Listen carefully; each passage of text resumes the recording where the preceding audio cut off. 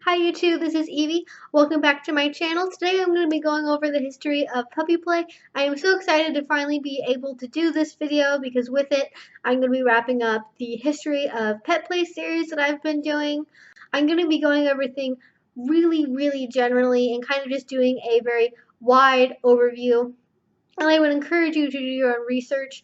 Of course, I am a puppy player, but I am not really part of any of the communities that started puppy play itself, so a lot of my knowledge is what I've gained through the internet rather than talking to other puppy players and especially elders in the community. So unlike what we saw with kitten play and pony play, puppy play actually emerged as a form of subversion to a lot of stereotypes that people have and had in the past about gay men, particularly that gay men are effeminate, gay men are girly, gay men don't have any sort of sense of masculinity, and puppy play emerges as a way to combat that alongside leather culture as a whole. And as I mentioned, this did start in the gay community, and it specifically started in the gay leather community, and that was especially popular in places like bars. It also served as dungeons, and of course in places like bathhouses, which are also very common in the gay community. And while it originally started with leather, it did end up spreading to the latex community. Participants that are part of the leather community are normally referred to as leather pups, and participants within the latex community are normally referred to as rubber pups. And while it did start within leather and then spread to latex, it has since been adopted by a lot of other forms of fetishists and kinksters. So you see a lot of pups who have sort of a military vibe to them. You see a lot of pets who are really into bondage. You see a lot of pets that really have a lot of other material fetishes going on. And while it did start to emerge in the 60s, it didn't really come into the limelight until after the 80s, and that was unfortunately because of the AIDS epidemic that was absolutely ravaging these communities when puppy play was starting to sort of emerge.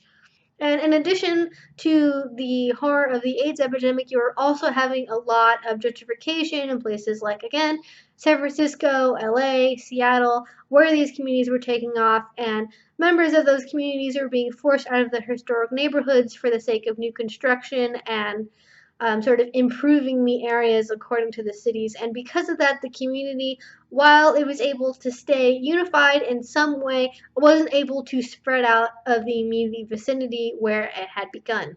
There's something that makes puppy play really unique in this time period because of the fact that old guard BDSM was still very much the dominant way of thinking in the BDSM community, is the fact that while they could use terms like master and slave, which come from old guard BDSM, they also adopted and invented a lot of their own terms to use to refer to doms and subs. So in addition to words like dom and master, you also saw words like daddy, handler, owner, trainer.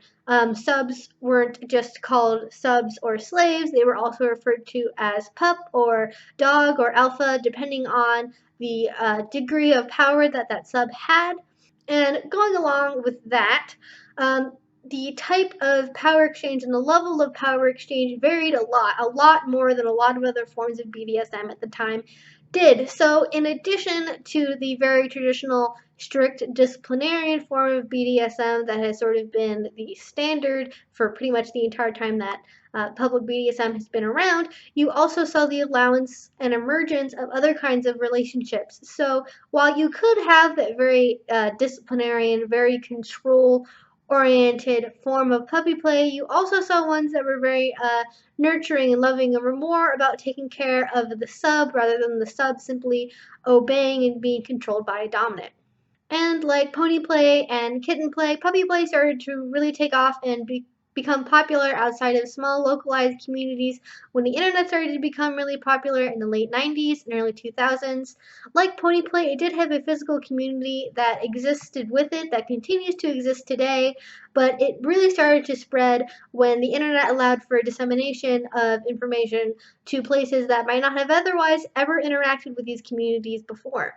And I know that I'm talking a lot in this video about the gay community, about gay men, and I want to make clear that while it did start in the gay community, are definitely female puppies. There are puppies of all identities, of all races, of all sexualities.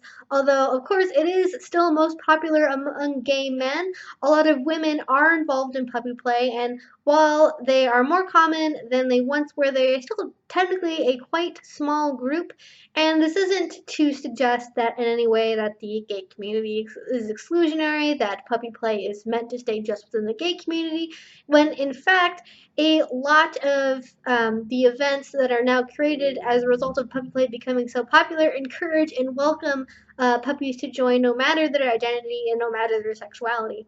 While puppy play has always been very prevalent in gay leather bars and in dungeons and places like that. It has definitely grown. There are now national and even international contests that puppies can take part in. Most notably, of course, is the International Puppy Contest. And besides that, there are regional groups, there are local city groups. There are so many ways that you can get involved with puppy play these days.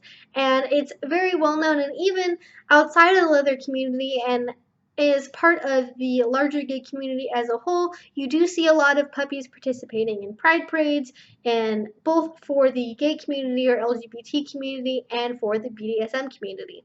And that's really the whole story of puppy play. Of course, there is the larger context of BDSM becoming popular in general in Western society. And again, I do want to repeat myself, if maybe you're a straight man, if you are a queer woman, if you are asexual, if you're, anything other than a gay man, please do not feel like you are not allowed or not able to participate in puppy play. It is by no means an exclusionary form of BDSM. I don't think that is really the intention of puppy play at all. Of course, if you want to enter gay spaces, you should probably research the proper protocol for how to actually do that without either making a fool of yourself or being accidentally insulting. So if you do want to participate in puppy play, I would very much encourage you to research how to interact with the gay community if you're not actually gay yourself. That's really all I want to talk about in this video. So if you liked it, please give it a thumbs up, maybe subscribe if you want to see more.